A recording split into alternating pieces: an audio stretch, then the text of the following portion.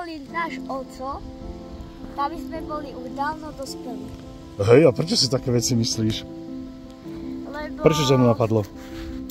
Máte už 50 rokov a počítajte si, že máte vy 40 a to dieťa vy ste mali 20 a 20 rokov prešlo. No. A to dieťa už má 20 rokov. Takto si to vyrátal. No.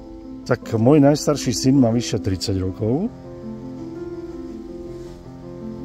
A keby som bol ja tvojim otcom, tak by som ten vek, teraz keby som bol tvojim otcom, tak by som ten vek aj tak tvoj nejak neurýchlil.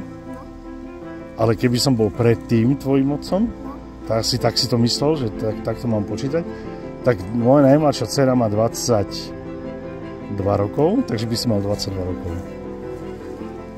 A ty chceš byť dospelý, hej? Prečo? Je to lepšie ako byť malý.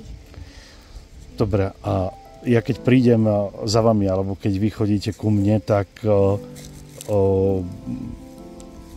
nevnímaš ma ako človeka, ktorý ťa má rád a ktorý ťa vníma ako keby si bol jeho?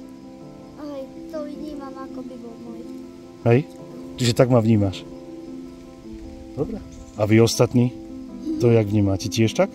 No, ja si pripadám, kebyže môj otca není ten pravý, ale keď vy stále chodíte k nám, dávate nám tú lásku, všetko možné, že ma máte tak radi, tak a ja si tak pripadám. Hej? A pripomína mi, že ako spomienky, keby sme boli malí, že ako sa hráme otcom a tak. Že si užívate to detstvo, hej? To je krásne. To som nevedel o sebe. A že vás ľúbime. A že ma ľúbite. To je krásne. A ja vás... Aký Angličan, pozri. I love you. Dobre, ďakujem.